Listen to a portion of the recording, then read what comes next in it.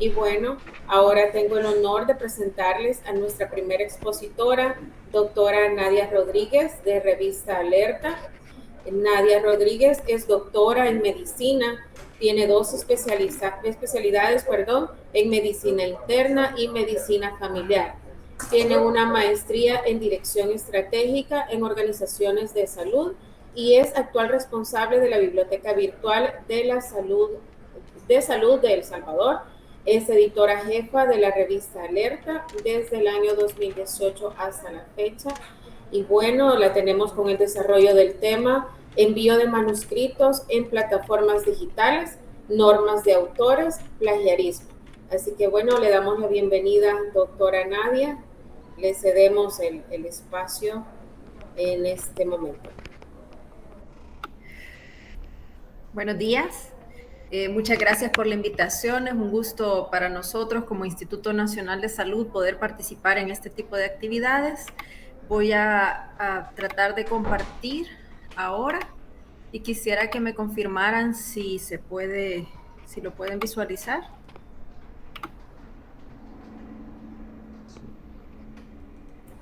Sí.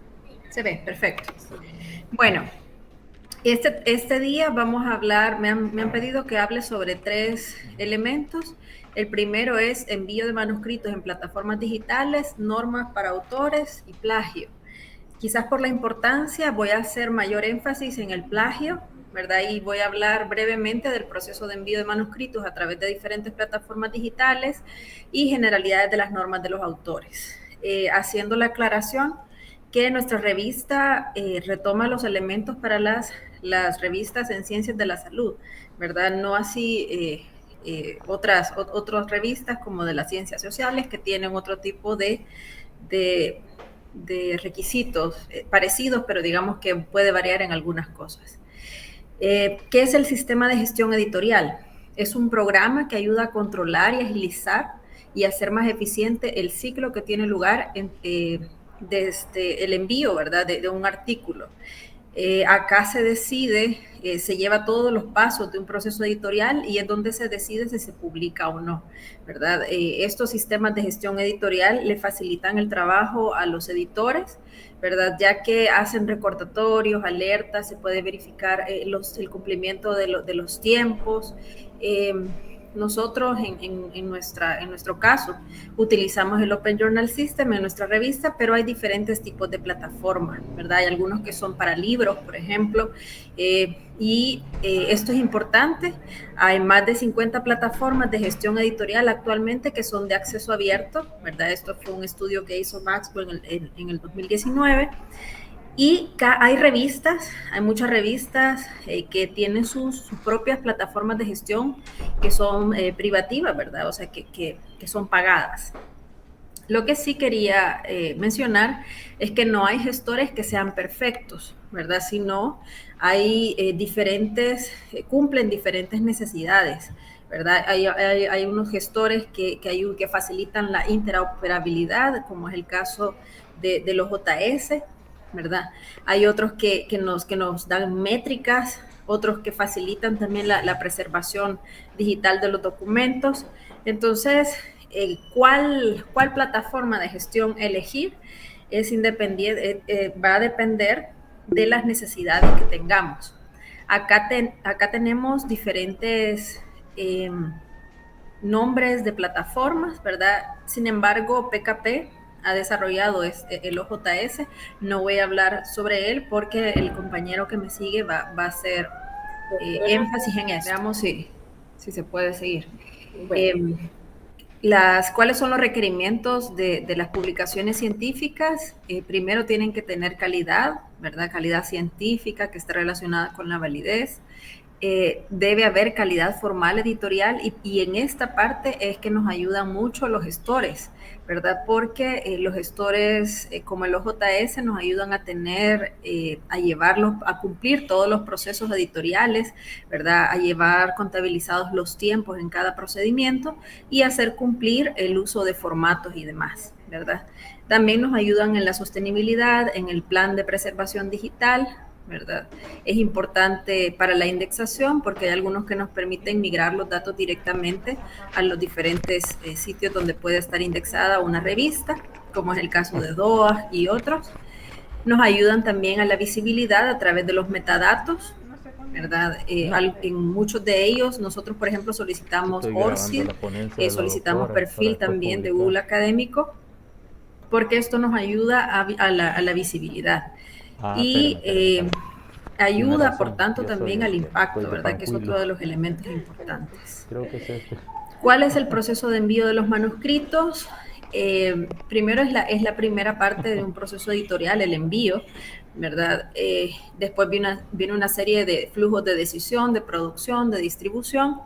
Cada revista define a través de sus instrucciones cuáles son los requisitos que se deben de cumplir. Les decía que hay diferentes flujos dentro del proceso editorial, ¿verdad? Para el proceso de envío de manuscritos, lo más importante es guiarnos por las instrucciones a los autores de la revista a la que queremos publicar. Por eso es importante que previo al proceso de envío de manuscritos, ustedes seleccionen la revista y revisen con profundidad las instrucciones que dan las revistas. Es acá donde vamos a tener la clave para que el envío de manuscritos sea exitoso y tengamos menos posibilidades que nos rechacen, ¿verdad? Este, por ejemplo, es el flujo del funcionamiento de nuestra revista, ¿verdad? Generalmente es similar en muchas revistas. Nosotros hacemos una revisión metodológica, técnica, ética, ¿verdad? Y en ese sentido, si hay algún problema metodológico o ético, pues se rechaza. Si cumple esta primera revisión, se asigna a un editor, se hace una revisión editorial. Si cumple, pasa a la revisión por pares. Si no cumple, entonces se devuelve a los autores para que se incluyan todas aquellas instrucciones. Esta revisión editorial está relacionada con el cumplimiento de las instrucciones a los autores. Es decir, mi recomendación es que si vamos a enviar un manuscrito a una revista, lo primero que tienen que garantizar es que se cumpla cada uno de los aspectos que la revista pide. Si no, pues se lo van a devolver, nosotros se lo devolvemos a los autores hasta que incorporen las observaciones, y de lo contrario, muchas revistas incluso lo rechazan en primera instancia cuando no se cumplen las instrucciones. Entonces, este es un primer énfasis. Después viene el proceso de revisión por pares. Hay diferentes tipos de revisión por pares. Algunas revistas tienen a doble ciego, nosotros hacemos una revisión a pares doble ciego, hay otras que tienen revisión de un solo ciego, ¿verdad? Cuando se hace la revisión de 2 o 3 pares externos, se da una serie de recomendaciones, ya sea aceptado con observaciones mayores, menores, sin observaciones o se rechaza, ¿verdad? Después viene la incorporación de las observaciones del autor, se hace una corrección de estilo, una maquetación, que es la diagramación en PDF, viene una fase de corrección de pruebas que se hace con el editor y con el autor, y posteriormente se hace la publicación. La mayoría de revistas, ¿verdad? Uno de los elementos principales es cumplir con detalle las instrucciones a los autores, ¿verdad? Es muy importante que el manuscrito tenga validez y haga un aporte al conocimiento, ¿verdad? La coherencia del estudio. Debe cumplir con los requisitos éticos según el tipo de estudio también, la redacción con el estilo científico, preciso, claro, breve. Deben introducir correctamente los metadatos. Esto es, en las plataformas de gestión editorial le van a pedir título, resumen, palabras clave, referencia, ¿verdad? Y esto es parte de los metadatos que se solicitan.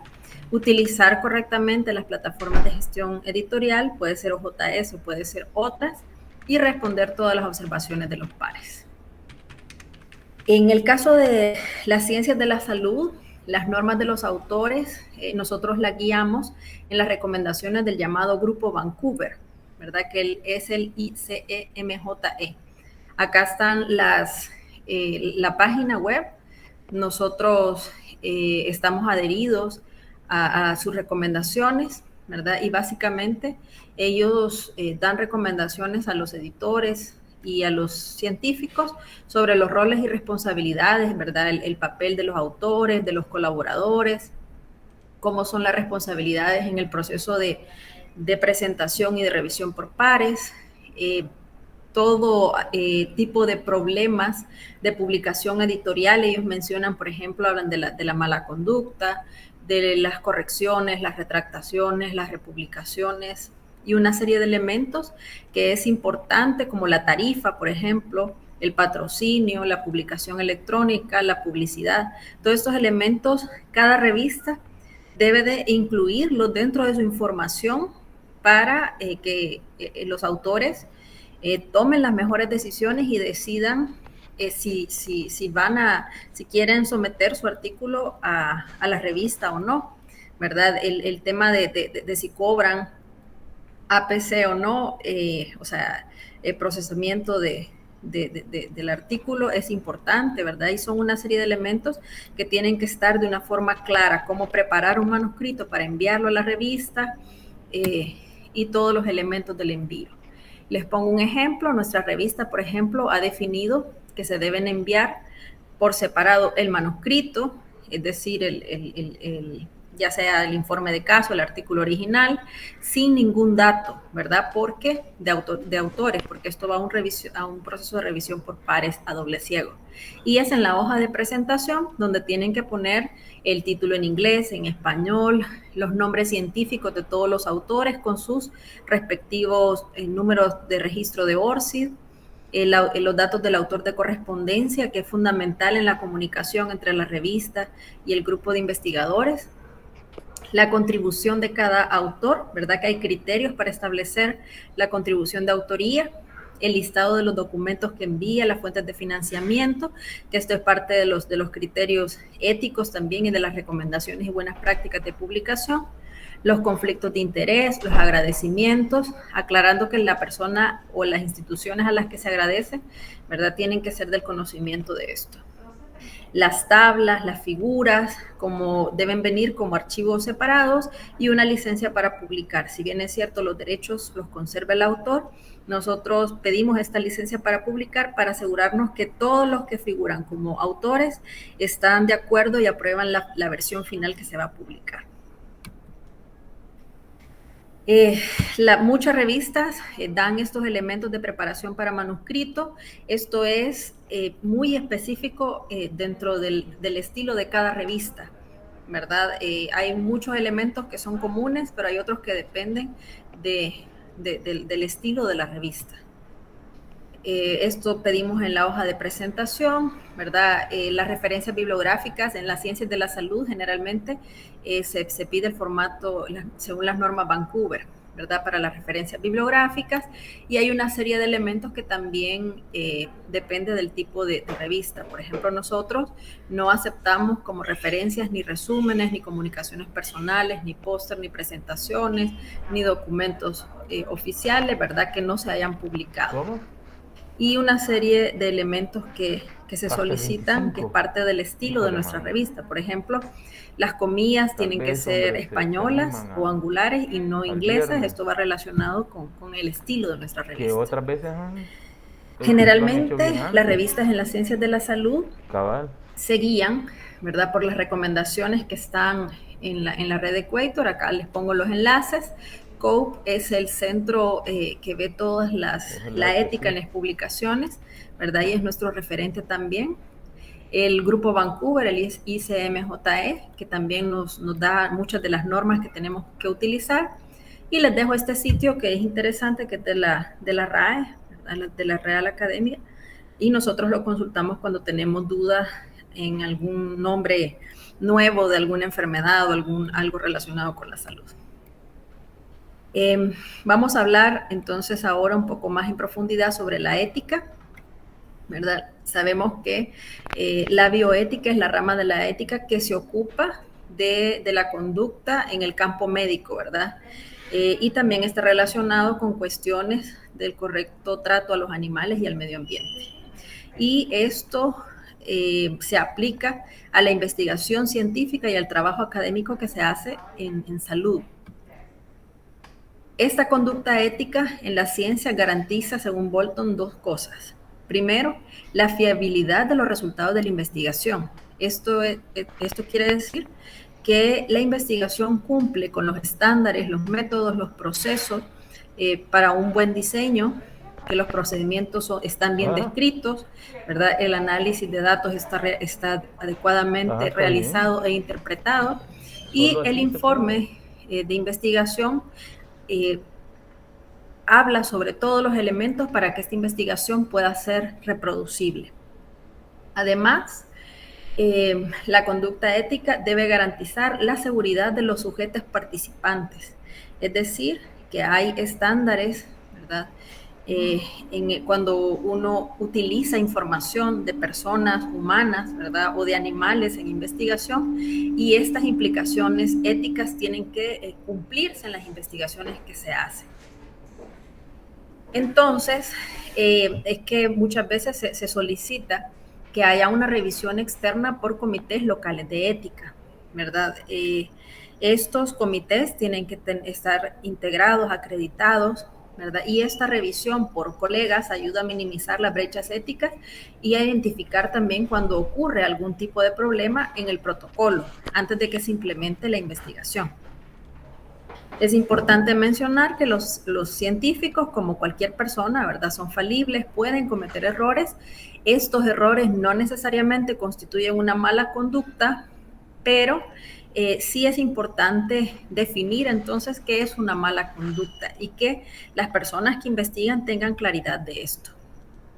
¿Qué es mala conducta? Según la ORI de Estados Unidos, la mala conducta es la fabricación, falsificación o plagio al proponer, o sea, desde el principio, digamos, al realizar o implementar una investigación o en el proceso de revisión o al reportar los resultados, ¿verdad? Es decir, en cualquier fase del proceso de publicación, del proceso editorial, puede haber una mala conducta. Y esta consiste, la fabricación, por ejemplo, es el maquillaje de los datos o los resultados y el registro de los resultados de investigación. Es decir, cuando yo, por ejemplo, solo presento datos que sean positivos o los maquillo, los adecuo para que las hipótesis que se han planteado se cumplan, por ejemplo. La falsificación, que es esa manipulación de materiales, de equipamientos, de procesos de investigación que altera, omite los resultados, ¿verdad? El plagio, que es la apropiación de las ideas, los procesos, los resultados, las palabras de otra persona sin darles el correspondiente crédito. Entonces vemos que dentro de la mala conducta se encuentra el plagio, ¿verdad? Y la mala conducta en la investigación no incluye esto que hablábamos al principio, que es el error honesto o las diferencias de opinión. ¿Qué debemos hacer entonces los editores de las revistas cuando hay un trabajo no ético? ¿Verdad? La Declaración de Helsinki, que es la que nosotros seguimos y a la que nos adherimos a esas pautas, dice claramente que no debemos aceptar todas aquellas publicaciones que no cumplan con los principios establecidos, ¿verdad? Es decir, las investigaciones que claramente no sean éticas no deben publicarse. Y este es un compromiso de los editores. Hay una serie de guías para las buenas prácticas de comunicación científica. Acá están los enlaces. Y el COPE, por ejemplo, nos dice cuáles son los códigos de conducta y las mejores prácticas que tenemos que cumplir los editores, ¿verdad? Cuáles son nuestros deberes, cuáles son nuestras responsabilidades. Habla de lo que se tiene que solicitar, por ejemplo, de cómo mantener la integridad del historial académico de la publicación, de cómo se debe hacer el proceso de corrección, aclaración, retractación, disculpas cuando esto sea necesario. Tiene una serie de flujos, ¿verdad?, donde se observa la relación con los revisores. Habla de si hay una revisión a doble ciego, cómo se va a proteger la identidad de los revisores, ¿verdad? Habla de los sistemas de plagio. Esto es muy importante, que cada editorial tenga sistemas o software que le permitan identificar plagio. Y así da una serie de recomendaciones, como por ejemplo pedir la aprobación ética de una investigación si tenemos alguna duda que el proceso de consentimiento informado haya sido correcto, ¿verdad? Pedir el registro de los protocolos de ensayos clínicos, asegurar el cumplimiento de la guía para el cuidado y uso de animales de laboratorio, ¿verdad? Y otras directrices que son importantes. Si hay intereses comerciales, por ejemplo, qué hacer ante una queja y una reclamación. Y todos estos elementos tienen que estar incluidos de una forma debida y clara, explícita, para que los autores conozcan, ¿verdad? Cómo va a ser o cómo se van a resolver algunas quejas o reclamaciones que haya, ¿verdad? Y cuáles flujos se van a aplicar, y si hay alguna duda, entonces a quién recurrir. Entonces, el plagio, ya hablando más en materia del plagio, significa secuestro, ¿verdad? Es decir, es copiar en lo sustancial obras ajenas, dándolas como propio, ¿verdad? Desde el punto de vista legal, es una infracción al derecho de autor acerca de una obra artística o intelectual de cualquier tipo. Y esto es una violación a la paternidad de la obra, ¿verdad? Está considerada en el marco de los derechos morales. El plagio no solamente es de texto, ¿verdad? Ya vamos a ver los diferentes tipos de plagio que hay. Siempre que hagamos pasar las ideas, las palabras de otros como propias, estamos hablando como de plagio, ¿verdad? Es decir, una incorrecta citación puede ser una fuente de plagio. Usar la producción de otros sin acreditar la fuente, presentar como nueva y original una idea o producto derivado de otra fuente existente. Y aquí también hablamos de figuras, de tablas, de otros tipos, no solo texto. También se puede cometer plagio resumiendo o parafraseando las ideas de otro cuando no se citan, ¿verdad? También. O cuando se hace en exceso. Los plagios más sofisticados, ¿verdad? Se apropian de las ideas ajenas y se usa el modo de exposición propio. Por esto se convierte en un reto, ¿verdad? Para la detección por parte de los software.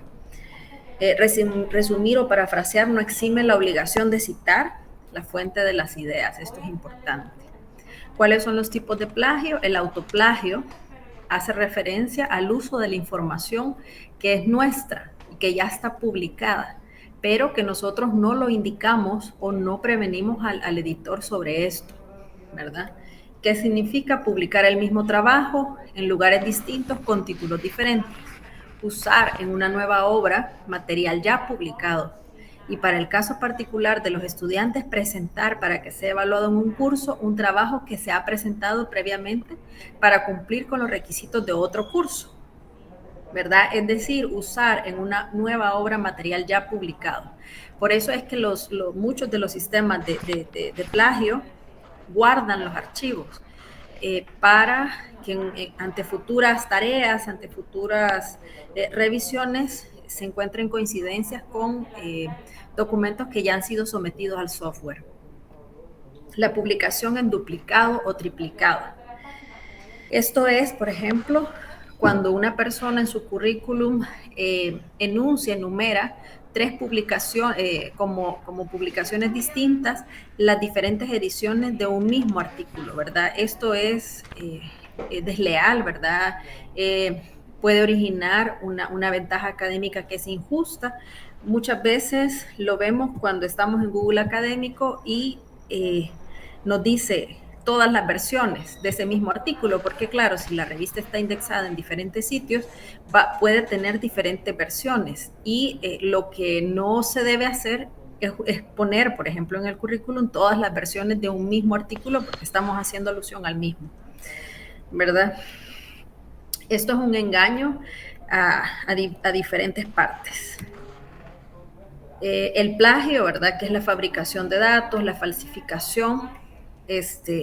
Según el Grupo Vancouver, habla que esta mala conducta incluye esta fabricación de datos, aunque no se limita a la fabricación, a la falsificación, ¿verdad? Incluye la manipulación engañosa, de imágenes, ¿verdad?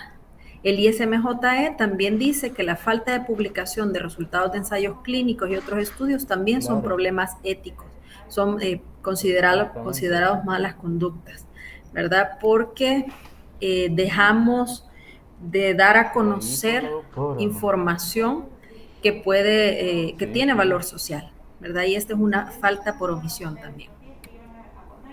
¿Cuáles son otros tipos de plagio? El robo de identidad o plagio con el consentimiento del autor.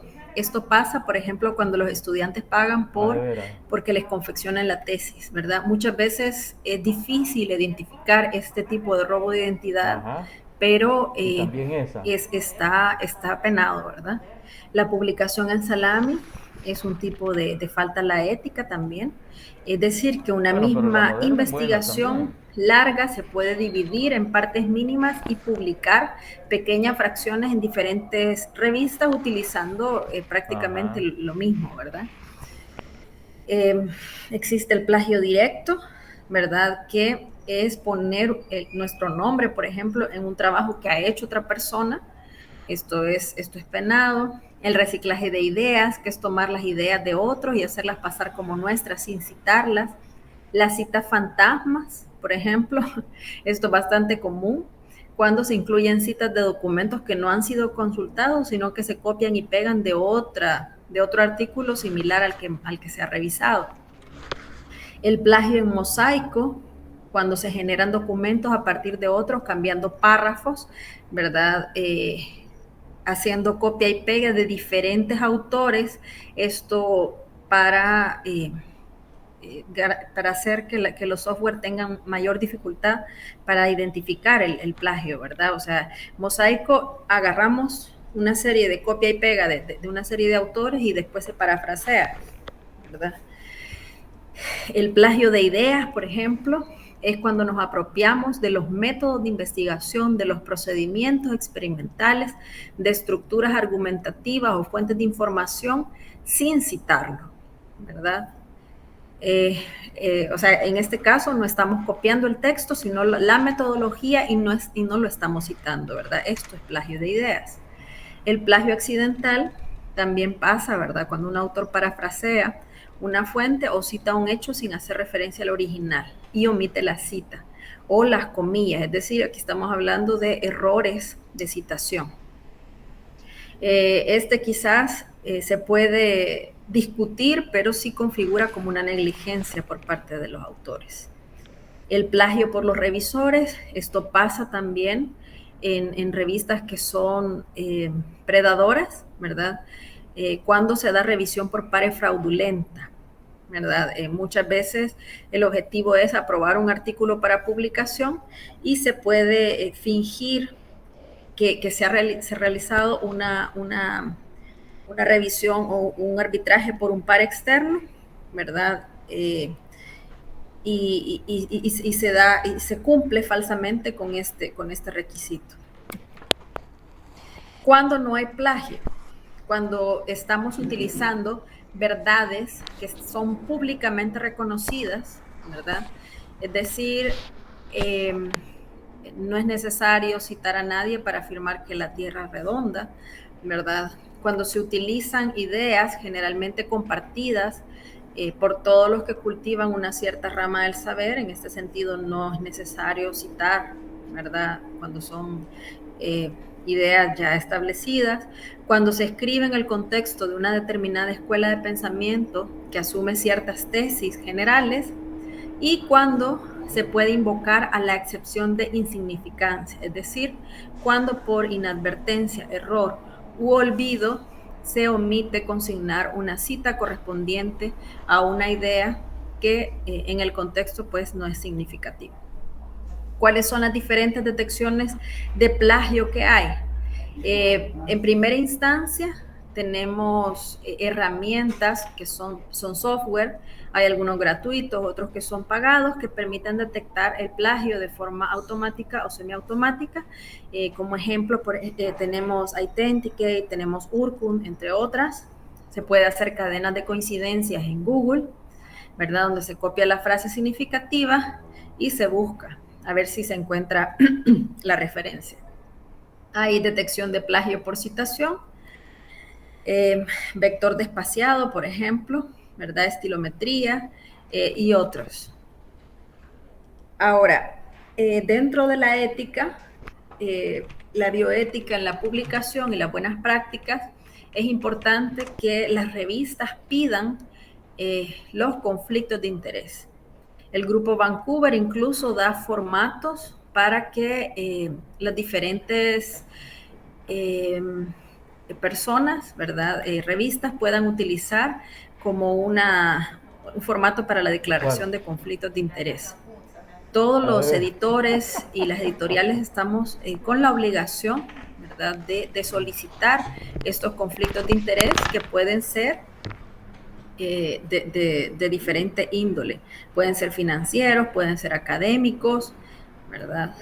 Y incluso algún par evaluador, cuando puede tener algún tipo de conflicto de interés con la revisión que se va a hacer, puede no hacerla y decir que tiene conflicto de interés, pero lo ético es siempre declarar estos conflictos. ¿Qué es entonces una buena conducta? Esto es importante que lo tengamos en cuenta y sobre todo aquellas personas que nos están escuchando que están dando sus primeros pasos como investigadores. Un buen investigador debe identificar claramente lo que recoge de otros autores, ¿verdad? Esto es dar crédito incluso a las buenas ideas que han recibido verbalmente de otros. Un buen investigador domina adecuadamente los sistemas de citación y de elaboración de notas. Un buen investigador está al día en su propia disciplina, conoce los principales autores, conoce la discusión relevante y de esta manera evita presentar erróneamente como novedoso y original una teoría que ya ha sido formulada por otro, ¿verdad? Por eso es que cuando se hace una investigación siempre hay que hacer una revisión para ver el estado del arte del problema que se está investigando. Un buen investigador conoce la ley sobre la propiedad intelectual que rige su país, ¿verdad? Y sabe que debe de evitar el plagio. Un buen investigador, cuando envía una publicación, primero, solo puede enviar a una revista por vez, no puede enviar a varias revistas, ¿verdad? Si hay una publicación previa, debe de informarlo. En su lista de publicaciones, ¿verdad? En su currículum, solo presenta el libro, el artículo y toda aquella reimpresión o versión adicional es referida dentro de la misma, ¿verdad? No lo cuenta como trabajos diferentes. Y un buen académico investigador no deja sin sanción el plagio también que descubre en otros alumnos o compañeros. Dentro de las consideraciones éticas para el área de salud, generalmente se solicita el consentimiento informado para los informes de caso y cuando son investigaciones que tienen riesgo medio o alto, es decir, que hacemos uso de información de seres humanos, se pide que el protocolo haya sido aprobado por un comité local de ética. Esto es dando cumplimiento a las pautas de la Declaración de Helsinki. Los editores tienen la obligación de evaluar el contenido ético, es decir, aunque se presente un acta de comité de ética, hay que revisar porque a veces se obvian elementos en la revisión de los comités y el editor tiene que revisarlo y pedir toda aquella información para garantizar que la publicación que se va a hacer no haya habido una vulneración de los derechos de los participantes, humanos o animales también, ¿verdad? En este caso, aunque tenga acta de comité de ética, pues no se pueden publicar trabajos que hayan violado estas pautas, ¿verdad? Y también, esto es importante, cada revista debe verificar que no haya una sumisión duplicada, es decir, que el investigador no mande a 3 o 4 revisiones, revistas diferentes, ¿verdad? Se puede mandar a una y esperar a que lo rechacen o lo acepten, ¿verdad? Pero mandarlo a 2 o 3 para adelantar en tiempo no es ético. Es importante reconocer la fuente de financiamiento, ¿verdad? Y una correcta autoría. La fuente de financiamiento puede sesgar su trabajo y por eso es uno de los elementos que se piden. Esto, por ejemplo, puede llevar después a retractaciones, ¿verdad? Cuando no se declaran correctamente las fuentes de financiamiento de ese trabajo por el sesgo que puede traer aparejado. Se espera que los autores de un trabajo hayan contribuido y cumplen con los 4 criterios que se piden de autoría. Si hay alguno que no cumple los 4 criterios y no está dispuesto a rendir cuentas por eso, entonces se ponen agradecimientos. Hay una serie de roles de colaborador, incluso actualmente se pueden hasta establecer puntajes para ver el orden. Sabemos que el orden de los autores también depende de las contribuciones que han hecho a cada uno de los elementos hasta la publicación.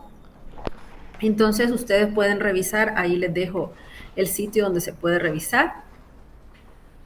Las revistas tenemos que hacer retractaciones, es decir, la retractación se hace una vez que el artículo está publicado. No sé si han visto retractaciones, por ejemplo, de Lancet hace poco sobre investigaciones de COVID, ¿verdad? Esta retractación se le pone al artículo si se comprueba pues que hubo una vulneración que hubo plagio, ¿verdad? Que hubo algún problema de mala conducta con ese artículo, el artículo no se elimina, sino que se le pone retractado y las causas por qué fue retractado. También el grupo Vancouver, para los que publicamos ensayos clínicos, desde julio del 2005, requiere que estos protocolos, antes de iniciar, se registren en una base de acceso abierto. Hay 2 lugares que están que son reconocidos para registrar los protocolos. Uno es el CITRP, que es de la OMS, y en Clinical Trials también. ¿Para qué se hace eso? ¿Verdad? Primero, para evitar duplicar esfuerzos. O sea, nosotros ya al publicar un protocolo, podemos permitir, le facilitamos el trabajo a comités de ética y no duplicamos esfuerzos con otros investigadores que a lo mejor quieren hacer lo mismo, ¿verdad?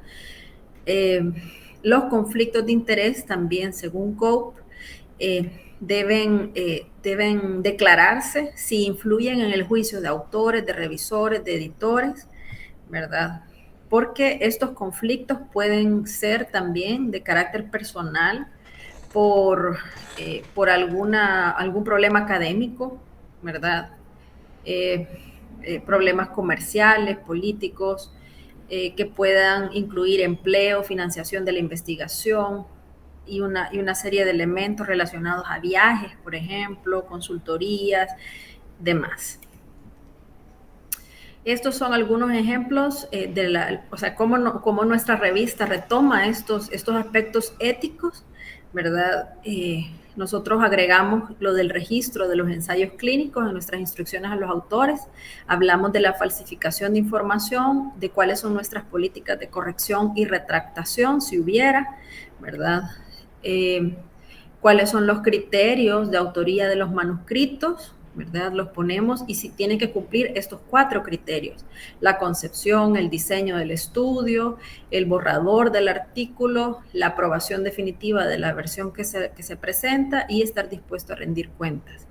Si me ayudó, por ejemplo, en el análisis de la información, pero no cumple con estos criterios, entonces se le puede poner en el apartado de agradecimientos, ¿verdad? En el tema de plagio y coincidencia, nuestra revista verifica los manuscritos a través de herramientas o de software antiplagio y nosotros no permitimos más del 5% de coincidencia con otros textos.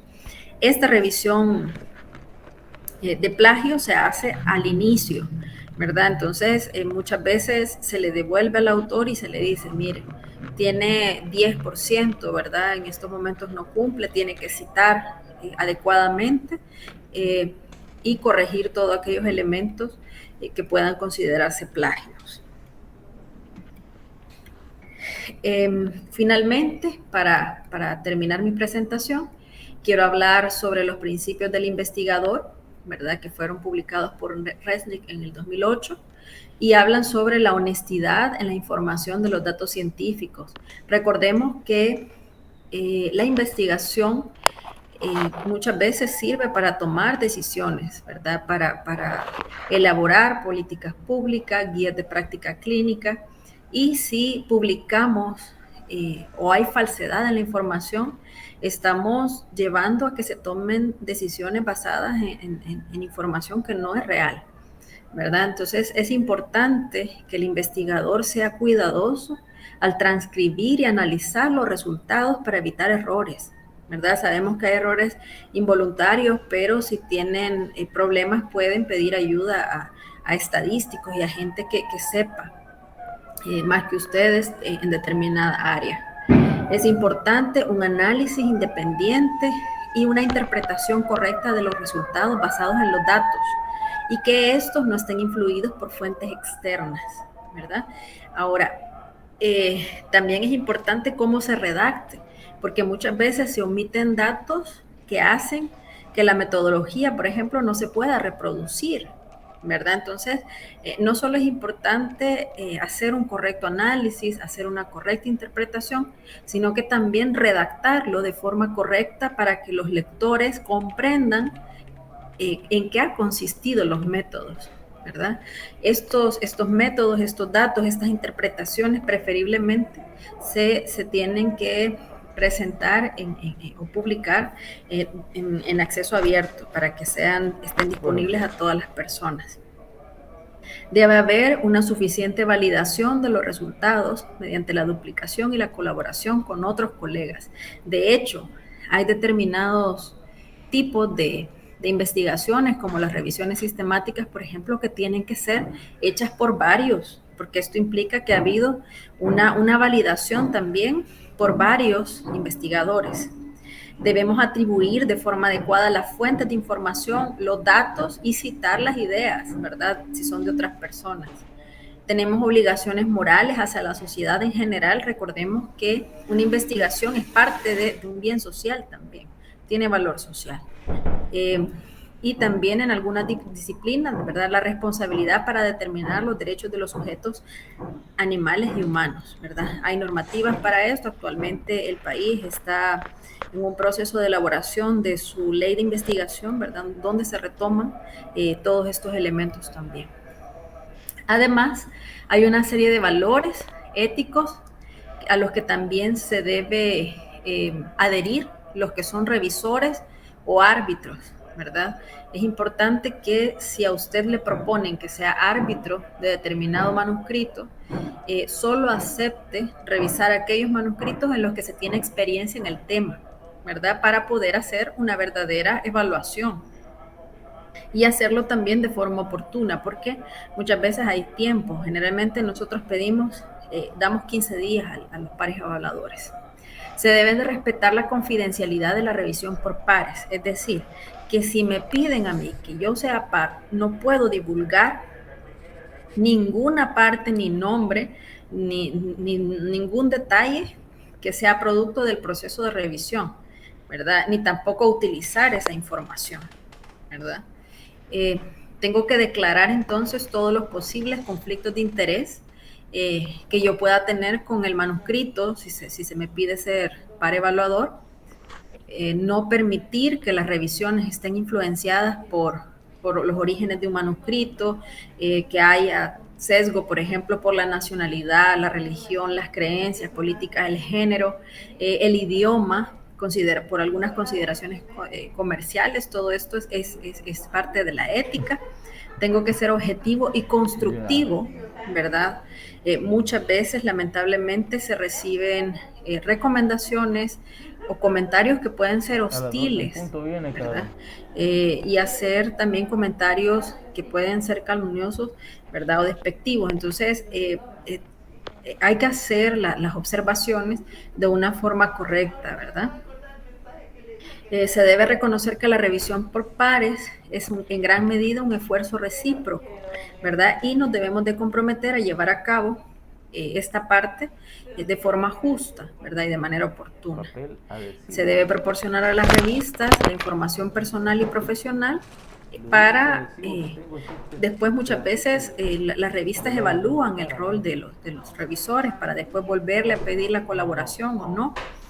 Y se debe reconocer que la suplantación de otra persona durante un proceso de revisión se considera grave y es una mala conducta. Es decir, si descubrimos que alguna revista predatoria o predadora ha utilizado nuestro nombre y nosotros no hemos hecho la revisión, entonces debemos de denunciarlo, porque esta es una mala conducta y pues es el nombre o el prestigio de cada uno el que se puede ver afectado.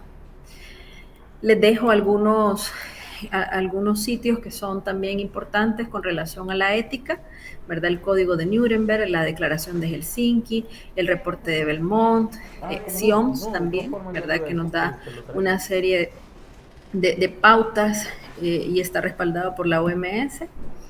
Y pues acá les dejo nuestra revista Alerta siempre está a la orden, ¿verdad? Para servirles, para ayudarles en todo aquello que les haga falta. Agradezco la invitación. Muchas gracias, doctora, por haber compartido con nosotros pues la experiencia y el conocimiento que ustedes tienen en cuanto a al trabajo que se hace, ¿verdad? Con la revista.